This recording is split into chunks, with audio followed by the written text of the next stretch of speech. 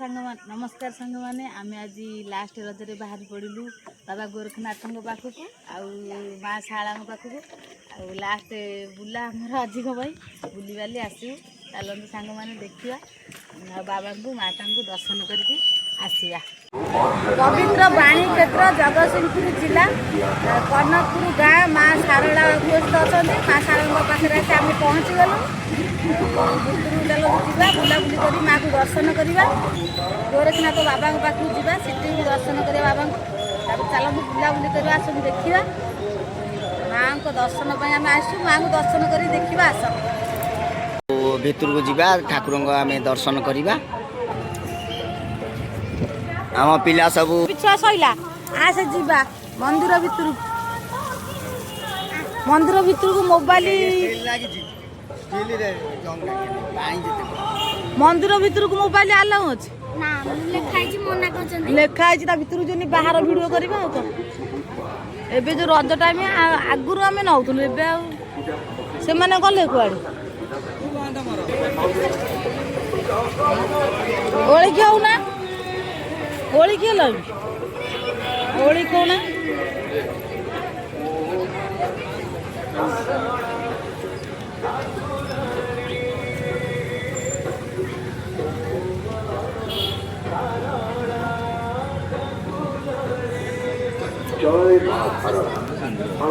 मंदिर प्रशासन तरफ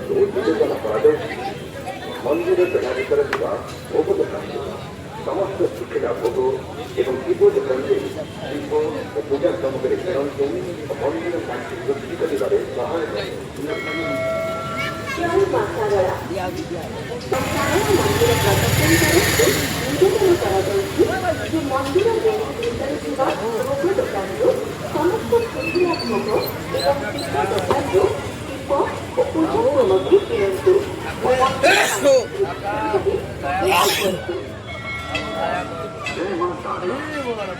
सभी भक्तों और श्रद्धालुओं को मंदिर ट्रस्ट की तरफ से निवेदन किया जा रहा है की दुकान से भी और पूजा की सामग्री खरीदे और मंदिर की पूंजी बढ़ाने में सहयोग कीजिए।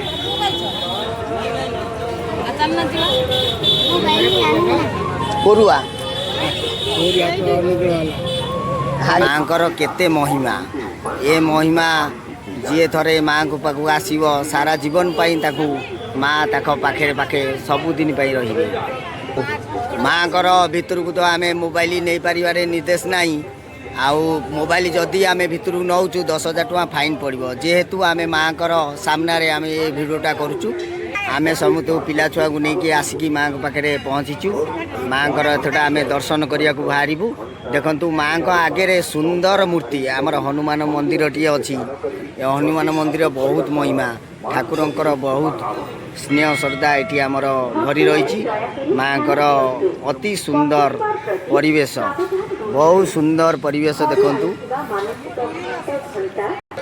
माँ आमर देखा से आमर पोखरी केते सुंदर पोखरी टी है माँ आम पिला जाऊँच माँ गड़िया गोड़ हाथ धोइबे टिके माँ पवित्र ए पोखरी पानी रे माँ पवित्र पानी टिके छिचिबे माँ सिंदूर ये आमर नना बिकुचंती बहुत सुंदर सिंदूर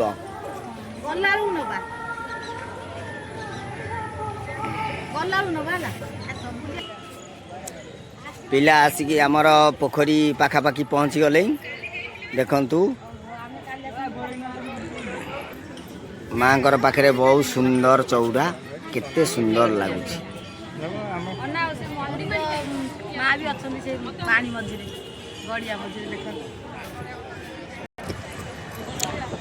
माँ ए पोखरी देखंतु माँ ताकर रही ए गड़िया मझे केते सुंदर मंदिर टीए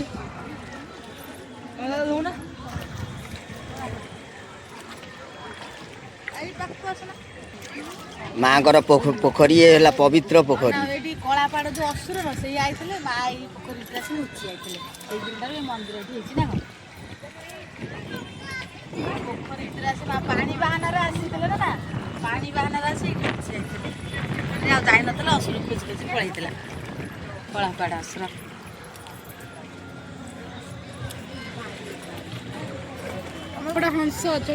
ମାଙ୍କର ସୁନ୍ଦର ପୋଖରୀ ପୋଖରୀରେ ଏଇ ମାଙ୍କର ଏଠି ଡଙ୍ଗା ଥୁଆ ହେଇଛି। ମା ଏ ଡଙ୍ଗାରେ ପାରି ହେଇକି ସେ ମନ୍ଦିରକୁ ଯାଆନ୍ତି। ଇଏ ହେଲା ପୋଖରୀ ଭିତରେ ମନ୍ଦିର। ମା ତାଙ୍କର ପାରି ହେଇକି ଏ ଡଙ୍ଗିରେ ଆମ ପିଲା ଏଥର ଯାଉଛନ୍ତି ମନ୍ଦିର ଭିତରକୁ ଯିବେ।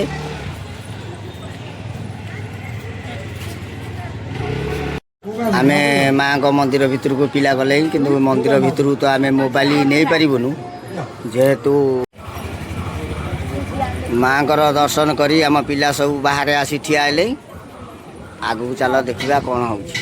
ଚାଲ ଏପଟରେ ଚାଲ।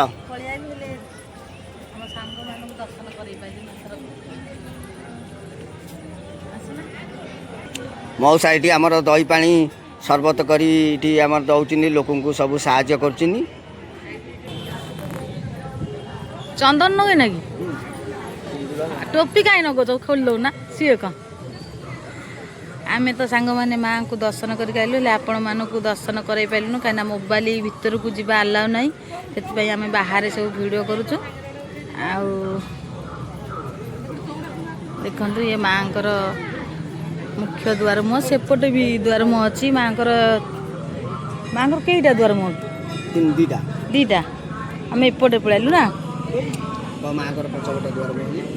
ଇଏ ପଛପଟେ ତାଙ୍କ ଗଡ଼ିଆ ସାମ୍ନା ନା। ଏ ଗଡ଼ିଆରେ ଯେଉଁ କି ଅସୁର ଥିଲେ, ସେଥିପାଇଁ ସେ ଗଡ଼ିଆରେ ମା ଯାଇକି ବାହାନା କରି ପାଣି ପାଇଁ ଯିବାକୁ ବାହାନା କରି ଯାଇକି ଲୁଚି ଯାଇଥିଲେ। ସେଇଠି ରହିଛନ୍ତି ସେଇ ଦିନଠାରୁ ମା।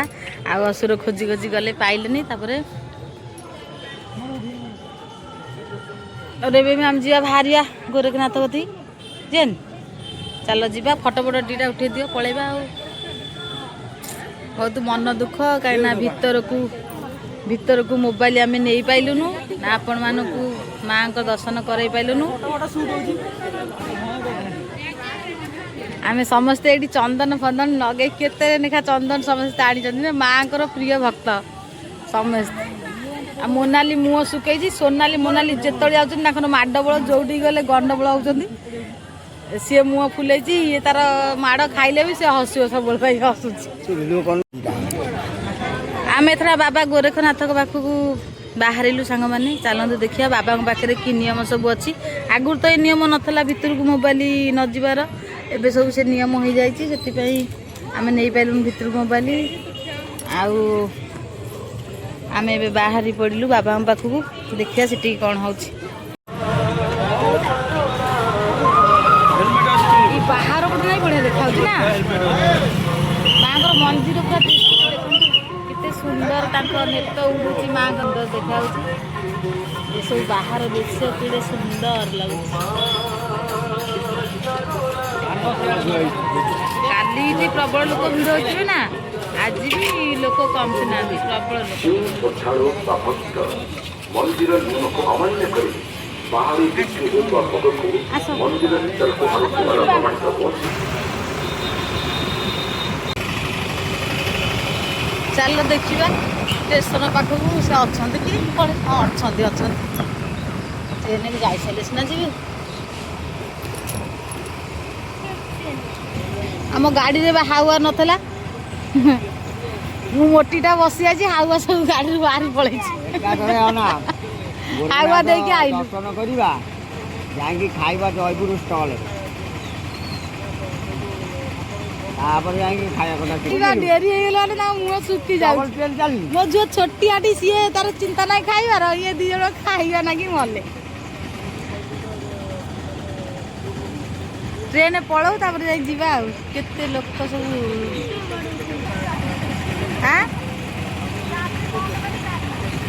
ବଢ଼ିଆ ଚାବି ବନ୍ଦ କରିଦେଇ ଷ୍ଟାର୍ଟ ମାରୁଛି, ଗାଡ଼ି ପୁରା ଉଡ଼ିବ। ଆଉ ନାଗଛଣା ଫୁଲ ଗଛ ଏତେ ବଡ଼। ପ୍ରଭୁ ଶ୍ରୀରାମ ମଧ୍ୟ ଅଛନ୍ତି। ଏପଟ ସାଇଡ଼ରେ ସବୁଆଡ଼େ ଖାଲି ମନ୍ଦିର ନା, ମନ୍ଦିର ନୁହଁ। ଝୁଣା ଦୀପ ପୁରା ବାସି ଫଟଉଛି। ଆଉ ରହିଲା ଅଳପ ବାଟ, ଦେଖାଗଲାଣି ବାବାଙ୍କ ମଠ।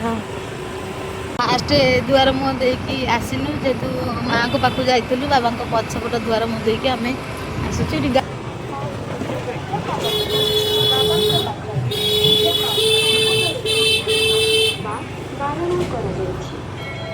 କରି ଭୋଗ କଲା ଆଉ କ'ଣ ଭୋଗ କରିବନି କ'ଣ ଯାତ୍ରା ଡାଇଲଗ ମାଛୁ ନା କ'ଣ?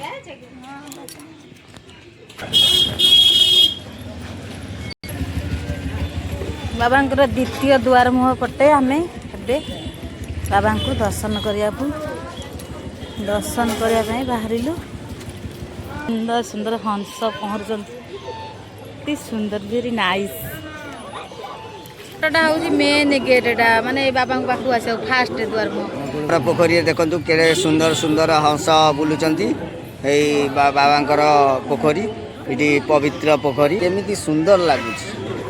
ହଂସ କେଡ଼େ ସୁନ୍ଦର ସୁନ୍ଦର ତାଙ୍କର ବୋବଉଛନ୍ତି। ଦେଖନ୍ତୁ ପରିବେଶ କେତେ ସୁନ୍ଦର ପରିବେଶ। ବାବା ଗୋରେଖନାଥ ଜଗତସିଂହପୁର ଜିଲ୍ଲାର ମାନେ ବହୁତ ମହିମା ଜଗତର ଇଏ ହେଉଛି ଗୋରେଖନାଥ ବାବା। ବାବାଙ୍କର ବହୁତ ମହିମା, ବହୁତ ସୁନ୍ଦର ପରିବେଶ। ଦେଖନ୍ତୁ ବାବାଙ୍କର 3 ପ୍ରକାର 3ଟି ଗେଟ୍। ପିଲା ଆମର ଠାକୁର ଦର୍ଶନ କରିବାକୁ ଚାଲିଛନ୍ତି। ଆମର ବାବାଙ୍କର ଦେଖନ୍ତୁ ବାବାଙ୍କ ପାଖରେ ଯିଏ ମାନସିକ କରିବେ ଶଙ୍କା ଛିଟ ତାଙ୍କର ଏ ବର ଗଛରେ ତାଙ୍କର ଡୋରି ବାନ୍ଧନ୍ତି ସୁନ୍ଦର ଭାବରେ। ଡୋରି ଦେଖନ୍ତୁ କେତେ ସୁନ୍ଦର ଡୋରି। ବାବାଙ୍କର ଏଇ ହେଉଛି ମନ୍ଦିରର ପଛପଟ। ଠାକୁରଙ୍କର ସୁନ୍ଦର ପରିବେଶ କେତେ ଅତି ସୁନ୍ଦର ଲାଗୁଛି। ଇଏ ହେଉଛି ଆମର ବାବାଙ୍କର ପୀଠ। ଆମ ପିଲା ଚାଲିଛନ୍ତି ଆଗକୁ, ତାଙ୍କର ସୁନ୍ଦର ଡୋରି, ଇଏ ଅତି ସୁନ୍ଦର, କେତେ ସୁନ୍ଦର ଲାଗୁଛି। ମହିମା ଠାକୁରଙ୍କର ବହୁତ ମହିମା, କେତେ ଡୋରି, ଯେଉଁ ପଟରେ ଦେଖିବ ବରଗଛ ଡୋରି। ଠାକୁରଙ୍କର ଏଠି ଭୋଗ ସବୁ ଦୋକାନ ଦେଖନ୍ତୁ କେତେ ଲୋକ କେତେ ଭିଡ଼ ହୋଇଛନ୍ତି। ସେଠି ଆମର ଦୀପ ଶଙ୍କା ସିନ୍ଦୁର ଦୋକାନ ସବୁ ଅଛି। ଆଜି ବି ଏ ଶେଷ ରଜରେ ବାବାଙ୍କ ପାଖରେ ବହୁତ ଭିଡ଼। ସଂକ୍ରାନ୍ତିରେ କେତେ ଭିଡ଼ ହୋଇଥିବେ, ମାନେ ଲୋକ ବାଟ ଚାଲିବାକୁ ବି ଜାଗା ମିଳିବନି। ଦେଖନ୍ତୁ ବାବାଙ୍କର ମନ୍ଦିର କେତେ ସୁନ୍ଦର, କେତେ ଡୋରି, ଇଏ ହେଲା କଳ୍ପବଟ ଡୋରି, ସୁନ୍ଦର ସୁନ୍ଦର ଜାଗା। ଏ ଅତି ସୁନ୍ଦର ମହିମା, ବହୁତ ଭଲ ମହିମା।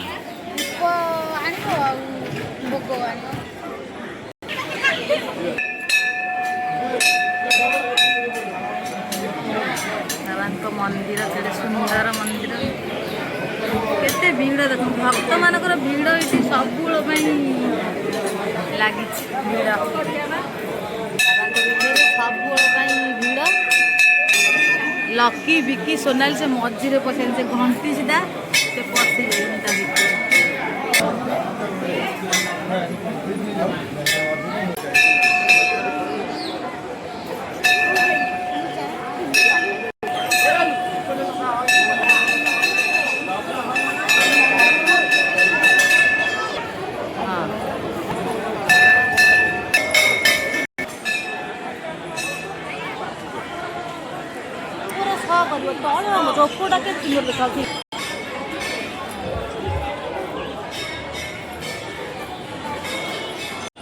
ଇଏ ହେଉଛି ଆମ ଗୋରେଖନାଥଙ୍କର ଯଜ୍ଞ ଘର।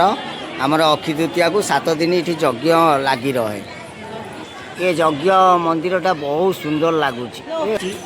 ସୁନ୍ଦର ପଦ୍ମ ଫୁଲ ଦେଖିଲେ ଉପରେ ନା, ଉପରେ ପଦ୍ମ ଫୁଲ, ସିଂହ, ଘୋଡ଼ା, ତାପରେ କେତେ ପ୍ରକାର ସବୁ ମୟୂର ମୟୂର ହେଇଛନ୍ତି।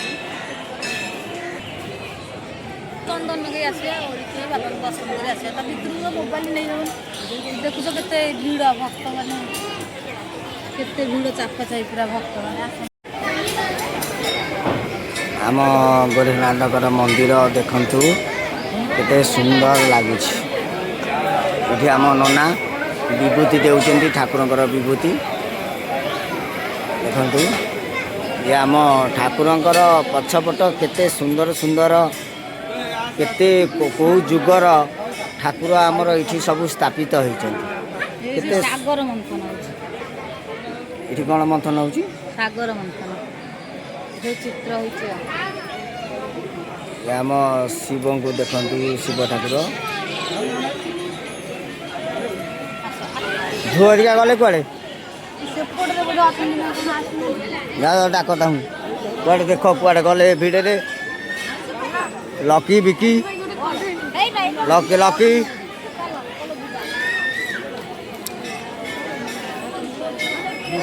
ବଡ଼ ଝୁଅ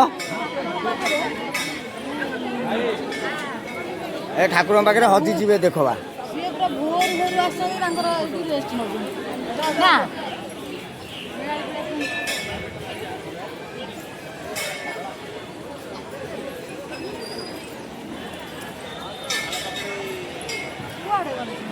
କାହାନ୍ତି କୁଆଡ଼େ ଗଲେ?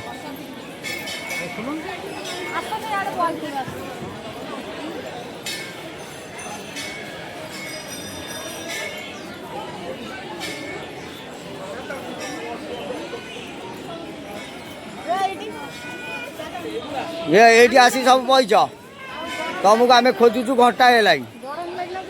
ଗରମ ଲାଗିଲା ଏସି ଲଗେଇ ଦଉନା ଠାକୁରଙ୍କ ପାଖରେ ବସିବ। ଆମ ଏ ବିକି ଆମ ଦେଖନ୍ତୁ ବହୁତ ଚଲାକି ଟୋକାଟା, ବହୁତ ଏକ୍ସପିରିଏନ୍ସ ଟୋକାଟା, ବହୁତ ସାଧା ସିଧା ଟୋକାଟା। ଚାଲ କ'ଣ ଘରକୁ ଯିବା ନା କ'ଣ? ଆଉ ଘରକୁ ଚାଲ।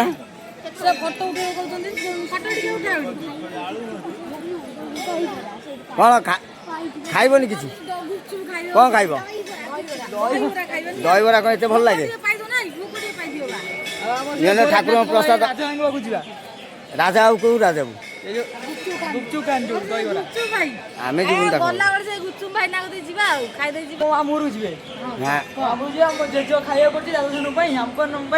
ଖାଇବି ଆସିବୁ ଆଉ। ଆଜ୍ଞା ବିକିଙ୍କ ମାମୁଁ ଘରକୁ ଆମେ ଯିବୁ। ଏଇଠି ବାବାଙ୍କ ଦର୍ଶନ ହେଇଗଲା, ତାପରେ ଆମେ ଏବେ ବାହାରିଲୁ। ବିକିଙ୍କ ମାମୁଁ ଘର ଏଇ ବାବାଙ୍କ ମଠ ପାଖାପାଖି, ଆମେ ସେଇଠି ଖିଆପିଆ କରି ଘରକୁ ବାହାରି ଯିବୁ। ଆସ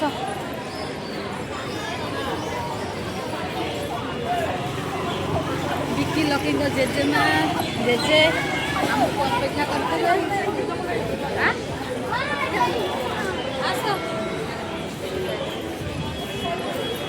ଆଉ ଡେରି ନ କରି ଶୀଘ୍ର ଚାଲ ଯିବା, ଖରା ବି ପ୍ରବଳ ହେଲାଣି। ଆମେ କେତେ ଭୋରୁ ଭୋରୁ ଆସିଛୁ।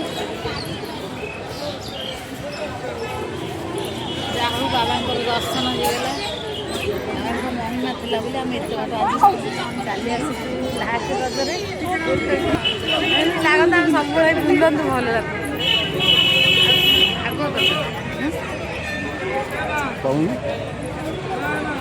ମନ ହଉନି ତ ଯିବାଙ୍କ ବାବାଙ୍କ ମଠରୁ ଘରକୁ ଯିବାକୁ ମନ ହଉନି। ଯାହା ହେଲେ ବି ଘରକୁ ଯିବାକୁ ପଡ଼ିବ।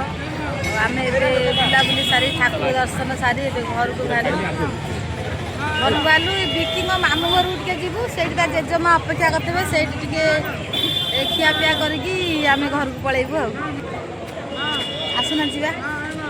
ବାବୁ ଆମର ଗଲେ ଗାଡ଼ି ଟିକେଟ୍ ନେଇକି ଗାଡ଼ି ଆଣିବା ପାଇଁ। ଆମେ ଏବେ ଚାଲ ଆଗକୁ, ଆମେ ଚାଲ ଆଗକୁ ଟିକେ ପଳେଇବା। ସେଇଠି ଟିକେ ଜଳଖିଆ କ'ଣ କରିଦେଇ ପଳେଇବା।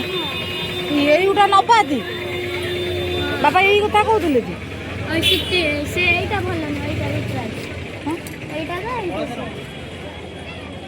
ଆସନ୍ତୁ କ'ଣ ଏଇଟା ଘର ଅଛନ୍ତି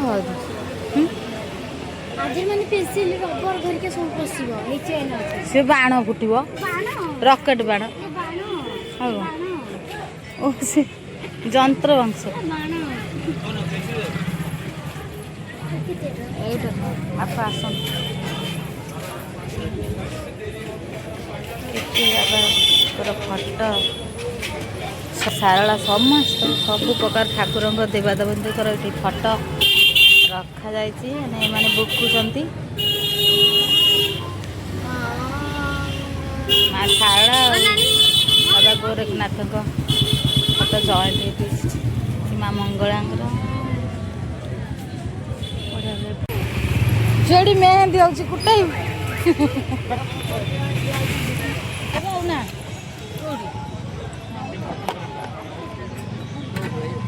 କ'ଣ ଭିଡ଼ିଓ କରିବି?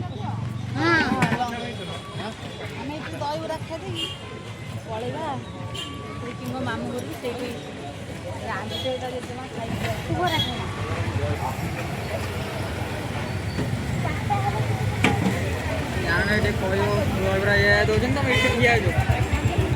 ଭୋଗ କଲା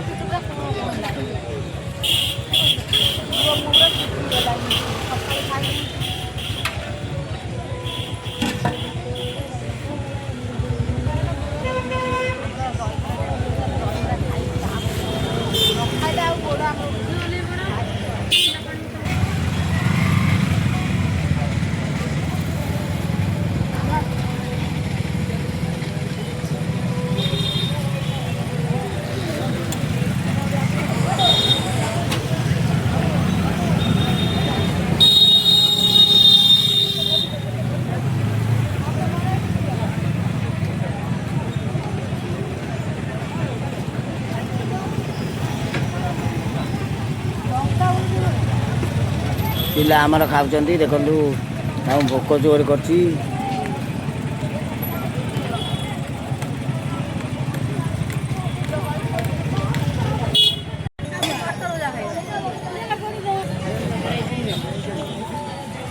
ଦହିବରା ଭଲ ଲାଗୁଛି।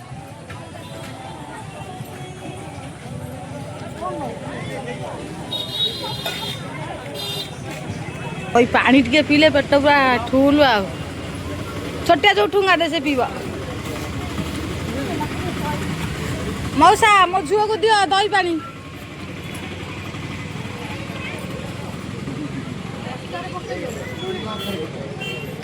ପିଉନୁ ଲୁଣ ପକେଇ ଲୁଣ ହେଇଛ ଭଲ ଲାଗୁଛି ଦହି ପାଣି।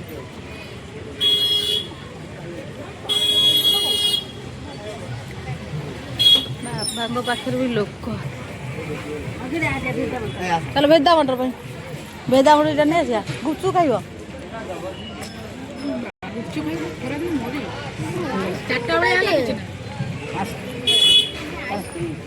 ଆସୁନା ତାକୁ ଗୋଟେ ଆଇସ୍କ୍ରିମ୍ ଦେଲେ ସେ ଖାଇବା କହୁଛି। ନେ ଟାଉଲ ତ ତୁ ତ ସେଇଠି ଆଇସ୍କ୍ରିମ୍ ଆଣିବୁ ଆମେ ଏଇଠି ମଟର ଭଜା ଆଣୁଛୁ। ସେ କୁଆଡ଼େ ଯାଇଛି ମଟର ଭଜା ନେଇ ଆସିବ।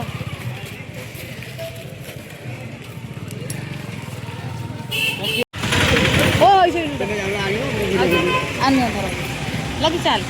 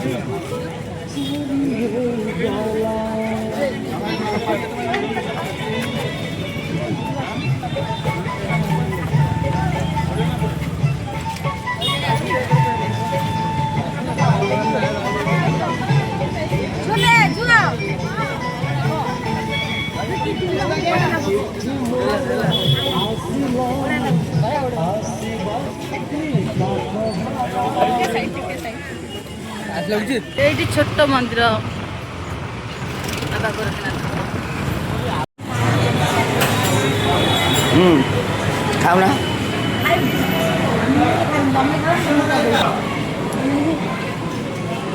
ଖାଉନୁ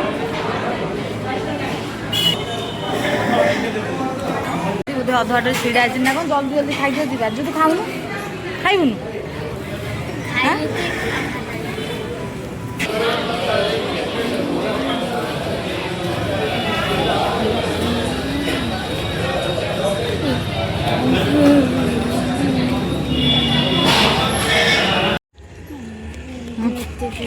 ପିଉନୁ।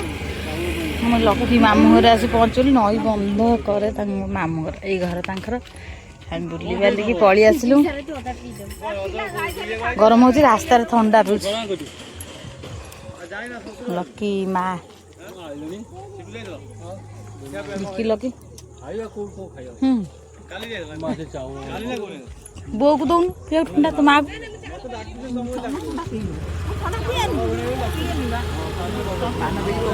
ତୋ ମାକୁ ପିଆଇ ଦେ। ଲକି ମାଇଁ ଥଣ୍ଡା ନେଇକି ଆସିଥିଲେ ଆମକୁ ଦେଇକି ଗଲେ ଯାଉଛନ୍ତି ଆମେ ରାସ୍ତା ପରେ ପିଇକି ପଳେଇବୁ ଘରୁ ଆସିଥିଲୁ ବୁଲିବାଲି ଘରୁ ଆସିଲୁ ଆମ ଘରେ